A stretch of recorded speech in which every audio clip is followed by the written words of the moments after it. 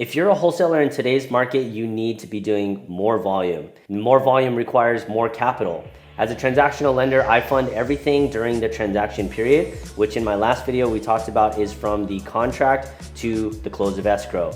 Anything within that transaction period is what I fund. I fund earnest money deposits for wholesalers who are looking to scale, because as you bring in more volume, you'll be limited on the amount of funds that you can allocate for all of these deals. If you were doing 5 deals at $5,000 EMD a piece, that's $25,000 out of your pocket with no expectation of closing yet. You could use that $25,000 towards more marketing or better marketing and increase the capacity to actually close these deals. So the best way around that is to utilize a transactional lender to bring in the transactional funds for your earnest money deposits to get more deals in the pipeline and more opportunities for you to look at. And pay attention in this video, because at the end I give a quick tip of how you can leverage the earnest money deposits to still make money even if the deal cancels. Now this video is specifically for wholesalers who are assigning their contracts to an end buyer, and how I can fund the earnest money for you as that wholesaler. All right, let's get into it. Like in the last video, we talked about the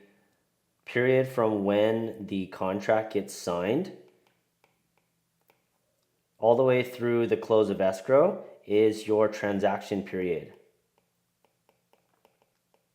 We talked about this in the last video because everything before the close of escrow during that transaction period is what I fund. So earnest money deposits, double closes, and that first contract, stack method down payment, all of this is before the close of escrow, and that's when I fund. So today specifically we're talking about if you're a wholesaler and you're looking to scale with other people's money, funding your earnest money deposits, that you can do that. And you can do that because you understand when the earnest money is refundable and how to adjust that refundable period if you need to.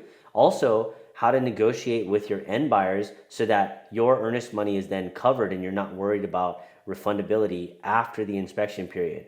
Okay, so we're gonna go over all of that today, and that way you can better yourself as a wholesaler and scale by using other people's money because you know how to keep it safe. So in this same exact transaction, we're talking about the transaction period where 1 to 3 days after your deal is signed, you're gonna have to deposit earnest money. A few days after that, probably a few weeks after that, and typically 10 to say 14 days, you have the inspection period expiration.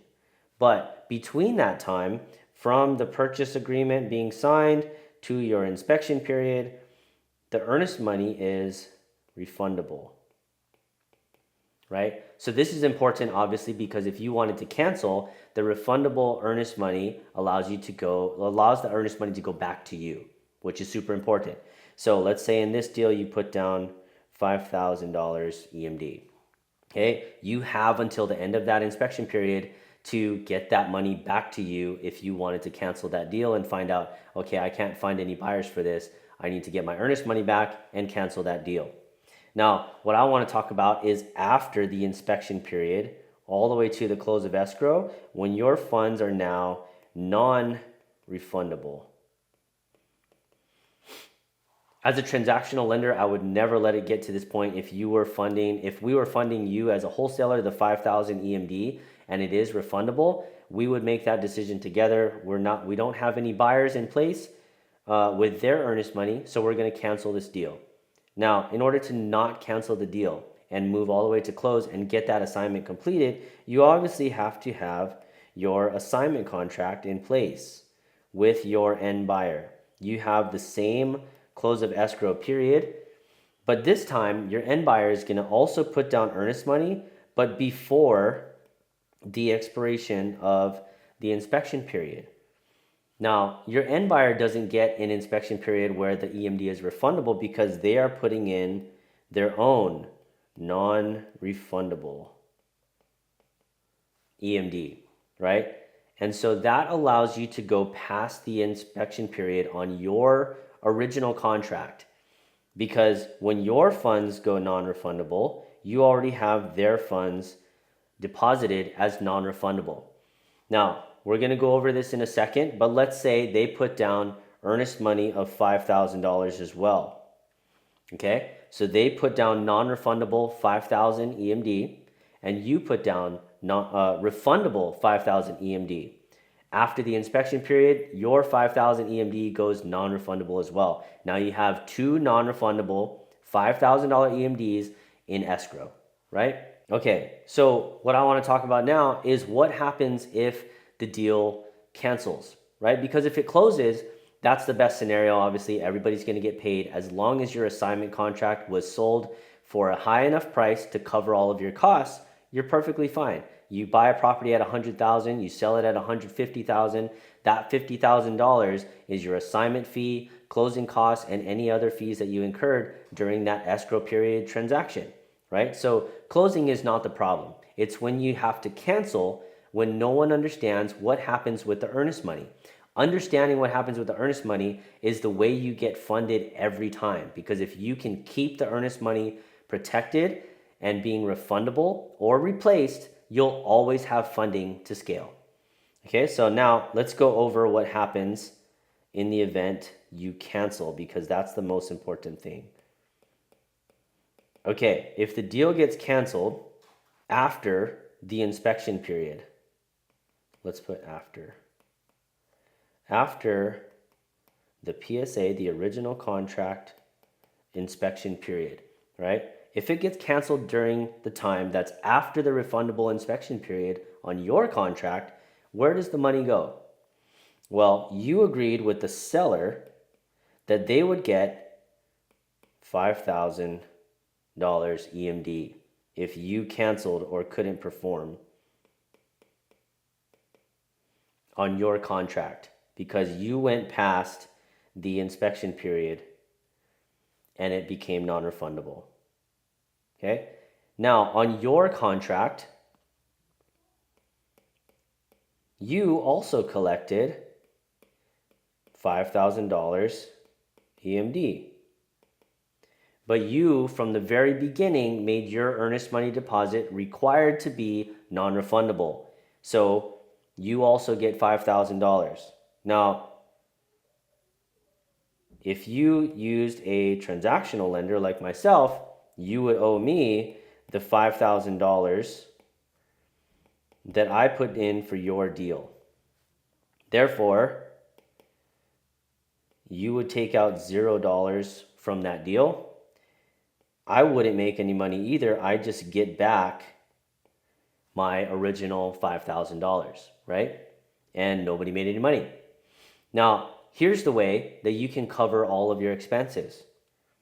So this is just a quick tip. Let's say instead of requiring 5,000 EMD, you required 7,000 EMD, non-refundable from your buyer. When they come in with the 7,000 EMD, now your cancellation would look more like this. Okay, let's separate this. They cancel again, but this time with 7K EMD on the hook, right? So, same scenario. Not sure why there's a red box around there, but same scenario. The seller would take your 5,000 EMD. So they get your 5,000 EMD the same way they did. You then collect the buyer's 7,000 EMD. So because it's non-refundable, you still owe your transactional lender who brought the 5,000 EMD $5,000. Now you get to keep $2,000.